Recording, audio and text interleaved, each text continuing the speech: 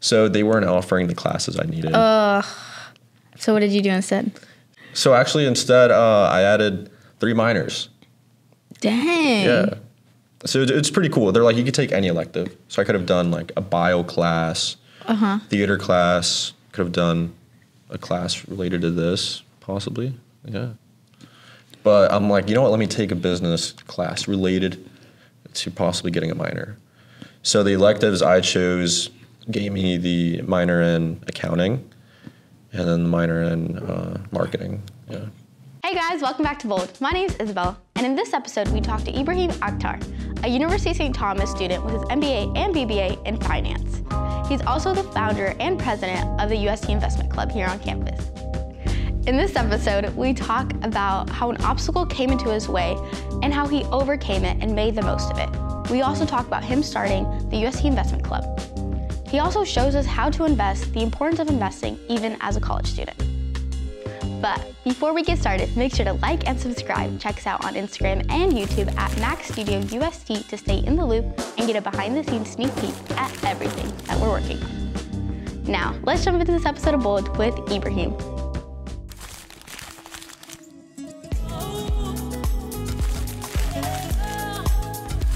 Ibrahim, how are you? I'm good. How are you doing today? I'm doing good. It's so good to see you. Like, we've been planning for what, like a year to do this? Yeah, a year. And you kept postponing it. Hey, I have too many guys already. I'm like, okay, all good. I'll just be patient. And I'm here now. Now you're here. So can you give us a little elevator pitch? Tell the people about you. Yeah, hello everyone. I'm Ibrahim Akhtar. I'm a 5-year MBA, BBA student at St. Thomas. I'm getting my concentration in finance. I'm getting 3 minors, accounting, marketing, and economics. And I am the president and founder of Investment Club. Dang. Big business guy. A little bit. A little bit? A little bit. Very much. Okay, so let's get started on like how you came to UST. Like, how was that journey like? This is quite the interesting journey. I came here actually wanting to play soccer for the university. Really? Yeah, so I did the whole tryout process and whatnot. And, you know, I got in, tried out. Coach was like, you're good. And I didn't get no text back or email. I'm like, I think my hopes are gone. But I really liked, you know, the school itself. They had good programs, like the 5-year. It was very small, private. So I decided, you know what, I'll just apply here for academics anyways. And it's been good so far. That's so funny that you looked into USC for soccer and you stayed for the academics. Yeah. That's so funny. And like, do you ever think this, like, dang, what would have happened if I played soccer here? I always think about it. I always reconsider to try out again and see if I'm still able to make the team. But, you know, I'm just going to stick to the academic side. Nice. Yeah. And how has your USC experience been so far? So far, USC experience has been pretty good. Coming in, like, I'm not very familiar with the, you know, Catholic side of things. So at first coming in, I'm like, oh, this is going to be kind of awkward for me. Because coming to going to a public school all my years in life, it was just, you know, regular mix with everyone and Catholic. I'm like, okay, maybe they're going to try and, you know, hey, here's the Bible. Like, read this. But it was very open and very chill. I've never, thought I'd have such a great experience at a private school. So I really liked it. Yeah. And speaking of Catholic, so, like, you're obviously not Catholic. I'm not, actually. Okay. Yeah. And then how, like, obviously the class we have to take, like, theology, how did that, like, impact you? Like, were you like, oh, this is a waste of my time, or did you, like, actually get something out of them? So at first I did have that mindset, like, dude, this is such a waste of time. Like, coming in, of course, I didn't read the Catholic scriptures ever in my life. But, you know, getting to read them and stuff, I found a lot of correlations, actually, like, with our holy book, the Quran, and, like, the Bible. There's a lot of similarities. So it actually got me closer to my faith. Really? Yeah, like, reading all these scriptures and all these stories, I'm like, whoa, like, this is very similar. So I'd go back, do my own research on my religion. I'm like, I actually like this. And philosophy, you know, makes you think a certain way. So I did gain a lot, definitely. And how do you feel like those classes impacted with, like, your business? Like, do you feel like, because there's, like, I feel like there are 2 different ways of thinking in different classes. Yeah. How did those classes affect business? I mean, they briefly did change my mindset to, I guess, look at investments differently by obviously thinking more. Like philosophy, theology, you have to use your mind more, I think. And same way whenever you're getting into a business, you want to look at different aspects. So I guess the philosophy maybe enhanced my thinking a little bit because I would be thinking about so much in the class. Mm-hmm. And maybe I didn't realize it, but probably I was thinking more about what I want to buy or what I should sell, what I should look into. So maybe nonchalantly, and I didn't notice. Yeah. Yeah. Nice. Okay. And then that leads us into Investment Club. Let's talk about that. I think that's so interesting. Tell me, you're president and founder. Yep. How did that start? So one day I was thinking about it. I'm like, hey, I like to do stocks. I know other students that like to look into investing. Real estate. I know you like real estate. I do. Crypto, and, other sorts of investments. So I'm like, why is there not a club for this? We do have Accounting Society, which is fantastic. Mm-hmm. CBS, Cameron Business Society, really good. But they're in like their own niche. Yeah. I'm like, there isn't really a finance club. So I talked to a buddy. He's like, this is a great idea. You should actually start it. So I think it was 2 years ago. I'm like, yeah, I'm going to start. First it was Trading Club. And then we switched it to Investment Club to be a little bit more broad investment-wise. And it's been good. I've met a lot of students who have like similar mindsets, and it's cool hearing someone almost in the same phase as you, investing-wise. Like I'm not the most experienced, but I do have some experience, so it's cool hearing like other stories and connecting with people with the same mindset. Yeah, and I actually went to a meeting, and I can attest to this, and it's like different types of investing. Like it's not only stocks. It's like so many different things that I didn't even like know existed. So can you talk a little bit about that? Yeah, of course. So there's different layers of investing, of course. There's passive and there's active. So like a passive income would probably be like, buying a real estate, renting it out, and just getting, money monthly. Or you could be an active investor, buy a stock, trade it every day, sell it every day, and get your money on a daily basis. So that's active and passive type of investing. And then you could also, get into crypto. Hey, I believe this is going to go up. It seems like it's going to be cool in the future. Be careful with crypto. And, that's another way to make money too. So investing is a very broad spectrum, and that's why I like it. Okay, and we'll get into that later. Yes. But what has been your biggest highlight at UST? Biggest highlight? I have a lot, actually. If I could share 2 or 3, if you'd allow me. I'll allow 2. Okay. Biggest one is probably the community here. I've never met such a close-knit community and an open community. Like, for instance, coming in my freshman year, I didn't know anybody. Like, everyone was new. I didn't know no friends. And everyone was so welcoming. I didn't realize how easy and open-minded everyone was. So I really liked that. And my second one and most recent was being an orientation leader. Really? Yeah. I encourage everyone to be an orientation leader. It was Why? really fun.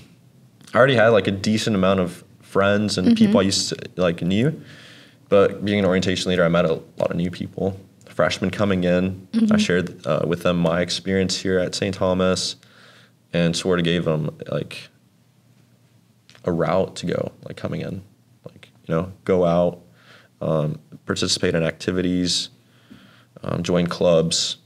Like I want to give people the advice I wasn't really given, but I still succeeded in the St. Thomas community. So that's like a highlight, orientation. Nice. Yeah. So you're supposed to graduate, right? Yes. Last year. Yeah, last year in the spring. But you're still here. I'm still here. Let's talk about that. So I applied for graduation last spring, and I thought I had enough credits. So I go through the whole application process. They're like, hey, you're missing 2 electives. Yeah. They're like, you could do them in the summer, or you could finish them in the fall. I'm like, I want to relax this summer. Because the last 2 years, I actually did like 12 hours in the summer. Yeah. No way. Yeah. On average, I think before COVID, 18 hours a semester. 12 hours in the summer and then 18 in the fall. Why? To graduate early. Yeah. So I was on route to graduate in 4 years with the 5-year program. And then I got this little, stump in the road. They're like, yeah, just finish in the summer or this in the fall. I'm like, I'll wait till the fall. Why? To relax again in the summer a little bit. And in the fall, I finish. And then I apply for graduation for spring. They're like, hey, you're missing some more credits. You're lying. No, I actually found out about that last week. Yeah, so I'm taking 2 classes, and then I'm done. It was my mistake. I took a grad class, which I thought would cover the grad credit and the undergrad credit. And I spoke with Registrar, and they're like, no, you made a mistake. So that's why I'm taking another class. But I am confirmed. I am graduating this semester. Nice. Okay, so you're supposed to graduate in 4 years, right? 5 years technically with the degree yes, plan, but on track that you were in 4, right? Correct, like that was your plan. And then you have to stay another year. How was like that? Like how did that affect you? I feel like that's like so stressful, annoying. It is. Like you have a goal. Yeah. You get to that goal and then you're told, oh, it's not going to work. So I'm like, at first bummed, but I'm like, you know what? I think I could relax a little bit. Just push it one more semester. I was on the grind all the time. Didn't really enjoy the college experience as much because it was only school. So I liked it at first. But the next one, when they're like, oh no, you need another, like this current semester I'm in, that's when I sort of was bummed out. I'm like, this again? Senior year times 2? So that's the worst part of it. But, no regrets. No regrets. And so like when you're supposed to graduate, you could have just done it one semester, right? Like you could have. Yeah. But why didn't you? So they weren't offering the classes I needed. So what did you do instead? So actually instead, I added 3 minors. Dang. Yeah. So it's pretty cool. They're like, you could take any elective. So I could have done like a bio class, theater class, could have done a class related to this, possibly. Yeah. But I'm like, you know what? Let me take a business class related to possibly getting a minor. So the electives I chose gave me the minor in accounting and then the minor in marketing. Yeah. Dang. Yeah. So now you took advantage of that time, are coming out with your MBA and 3 minors. Correct. Yeah. That's crazy. That's awesome that you like took advantage of that time. Yeah. I didn't want to like just waste those electives on a random class and just kick it back. I'm like, let me actually still be productive in my senior year. That's awesome. I feel like not a lot of people would do that, so. Yeah. It was a good idea. In the end, I kind of killed, excuse me, I kind of killed 2 birds with 1 stone in the end. Yeah.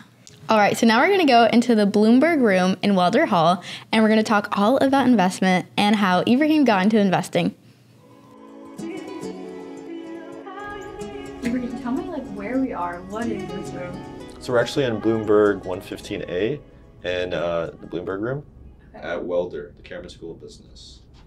And this room has the Bloomberg Terminal, has a big TV. It's perfect for someone to, start investing or use a very useful Bloomberg Terminal, get a lot of information about stocks, the background of the company, and et cetera. Yeah. What is Bloomberg Terminal? Bloomberg Terminal is a function that allows you to get really, really good data of a company, like stuff you wouldn't find online.